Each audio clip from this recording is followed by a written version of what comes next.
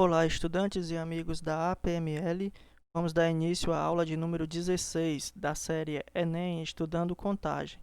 Vamos trabalhar uma questão do ano de 2017, que diz o seguinte: um instituto de pesquisas eleitorais recebe uma encomenda na qual a margem de erro deverá ser de, no máximo, 2 pontos percentuais.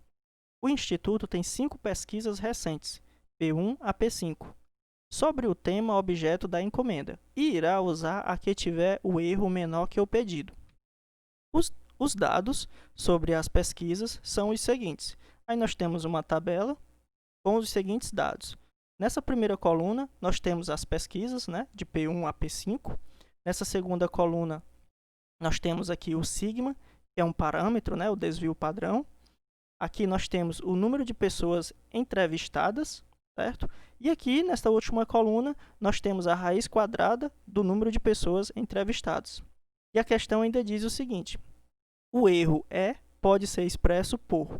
Aí você vai observar que nós temos uma expressão que diz o seguinte, que o módulo do erro é menor que 1,96 vezes o sigma dividido pela raiz quadrada do número de pessoas entrevistadas.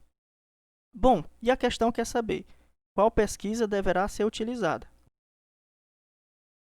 Muito bem. Perceba que a pesquisa que tiver o erro menor que 2 pontos percentuais é a que será utilizada pelo Instituto. E para nós calcularmos o erro, nós temos que utilizar essa expressão aqui. Para cada pesquisa, nós temos que fazer esse cálculo para buscarmos o menor erro. Então, olha só, nós podemos fazer o seguinte. Para a pesquisa 1, nós temos que utilizar essa expressão. O módulo do erro é menor que 1,96 vezes o sigma. Aí, observa, o sigma para a pesquisa 1 é 0,5. 0,5 dividido pela raiz quadrada do número de pessoas entrevistadas. Aí, para a pesquisa 1 é 42. Certo? Então, essa expressão eu tenho que utilizar ela para a pesquisa 1, certo? E para a pesquisa 2, eu vou ter que utilizar ela também, mas fazendo as devidas substituições. Para a pesquisa 2, para calcular o erro, nós temos que fazer o módulo do erro é menor que 1,96 vezes, aí o sigma já é 0,4, dividido, a raiz de n é 28. Para a pesquisa 3, para a gente calcular o erro, nós temos que fazer o módulo do erro é menor que 1,96 vezes o sigma, que é 0,3, dividido pela raiz de n, que é 24.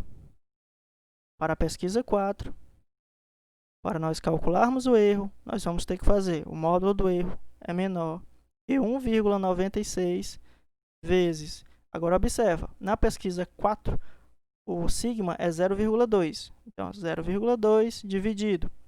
Raiz de n é 21. E, para a pesquisa 5, nós temos, para calcular o erro, nós temos que fazer o módulo do erro é menor que 1,96 vezes... Agora, o sigma é 0,1 dividido pela raiz de n, que é 8. Bom, veja que em todas as pesquisas que nós formos fazer o cálculo do erro, vai aparecer esse 1,96. Ou seja, nós poderemos ignorar esse 1,96, porque ele está aparecendo em todos. E aí, nós podemos nos concentrar apenas nas frações. A pesquisa que tiver a fração menor será aquela que será utilizada, ok? E aí será a nossa resposta. Como é que nós vamos fazer isso? Vamos apenas ignorar o 1,96 e fazer o cálculo das frações e buscar aquela que é menor. Então, para a pesquisa 1, vamos fazer o cálculo lá da fração 0,5 dividido por 42. O 0,5 eu posso escrever ele como 5 dividido para 10, dividido por 42. Bom, 5 dividido para 10, eu posso simplificar. E aí, simplificando, eu vou ter 1/2, tá? Ou seja, 1/2. dividido por 42. Veja que aqui eu tenho uma divisão de fração, em que eu posso repetir o que está no numerador, que é 1/2, e multiplicar pelo que está no denominador, pelo inverso do que está no denominador, que é 1 sobre 42, certo? Então, divisão de fração, você vai repetir a primeira e multiplicar pelo inverso da segunda, tá? Repete o que está no numerador e multiplica pelo inverso do que está no denominador. Nesse caso aqui, 1 vezes 1 vai ficar 1, dividido 2 vezes 42 vai ficar 84. Vou deixar na forma de fração por enquanto, tá? Beleza. Para a pesquisa 2, nós vamos ter 0,4 dividido por 28. 0,4 é a mesma coisa que 4 dividido para 10, dividido por 28, certo? 4 sobre 10, nós podemos simplificar. 4 sobre 10 vai dar 2 sobre 5, tá? 2 sobre 5, dividido por 28, tá bom? Ou seja, aqui eu estou dividindo por 2. Divide o 4 por 2, que dá 2. Divide o 10 por 2, que dá 5. Observe que nós vamos ter uma divisão de fração, em que eu posso repetir a primeira, 2 sobre 5, e multiplicar pelo inverso da segunda. Então, vai ficar 1 sobre 28. Veja que nós podemos simplificar esse 2 com 28, né? E dá para dividir por 2, né? 2 dividido para 2 vai ficar 1, certo? Vezes aqui 1 sobre 28 dividido por 2 vai ficar 14. Então, 1 vezes 1 vai ficar 1, dividido 5 vezes 14 vai dar 70. Bom, vamos partir para a próxima. Pesquisa 3. Calculando 0,3 dividido por 24. 0,3 eu posso escrever como 3 dividido para 10. Dividido por 24. Então, que é igual... Então, nós temos aqui uma divisão de fração. Eu não posso simplificar o que está no numerador, então eu vou repetir. Tá? 3 sobre 10. E vou multiplicar pelo inverso do que está no denominador. Então, 1 sobre 24. Divisão de fração. Repete a primeira e multiplica pelo inverso da segunda. Veja aqui, nós já podemos simplificar aqui, tá? O 3 e o 24. Então, o 3 dá para dividir por 3, que vai ficar 1. Repetiu 10. Vezes, aqui o 1, dividido. Aí, 24 dividido para 3 vai ficar 8. Né? Aí, 1 vezes 1 vai ficar 1. Dividido 10 vezes 8 vai ficar 80. Muito bem. Agora, na pesquisa 4. Nós temos 0,2 dividido para 21. O 0,2 é a mesma coisa que 2 dividido para 10, dividido para 21. Nós podemos simplificar lá, né, o numerador.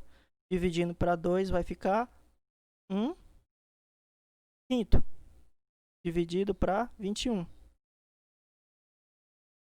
Pronto. Divisão de fração. Eu posso repetir a primeira, 1 sobre 5, e multiplicar pelo inverso da segunda. Então, vai ficar 1 sobre 21. Que vai ser igual, 1 vezes 1 vai ficar 1. E 5 vezes 21 vai dar 105. Beleza. Para finalizar, calculando essa fração, nós temos 0,1, que é 1 sobre 10, dividido por 8. Tá? Aqui nós temos divisão de fração. Vou repetir a primeira, que é 1 sobre 10, e multiplicar pelo inverso da segunda, que é 1 sobre 8. Que é igual, 1 vezes 1 dá 1, dividido 10 vezes 8 dá 80. Muito bem, o que eu falei? Que a gente precisava encontrar a menor fração, certo? Para nós encontrarmos a menor fração, o que nós devemos fazer? Observe que o número será menor quando o denominador for maior. Por quê? Veja que o numerador é o mesmo em todos. O numerador é 1, é 1, é 1, 1 e 1. Então, nessa situação aqui, basta eu analisar o denominador. Aquela fração que tiver o denominador maior será aquela que terá o menor resultado. Então, observa, aqui nós temos 1 sobre 105, certo? Então, essa fração aqui, de todas, é a que tem o maior denominador. Logo, ela será aquela que vai ter o menor resultado, certo? Então, aqui nós temos a menor fração. Menor fração. Beleza? Então, dessa forma, nós encontramos, né, que a pesquisa que deverá ser utilizada deverá ser a pesquisa P4, certo? P4. E P4 é a letra D. É a letra D da questão. Muito bem.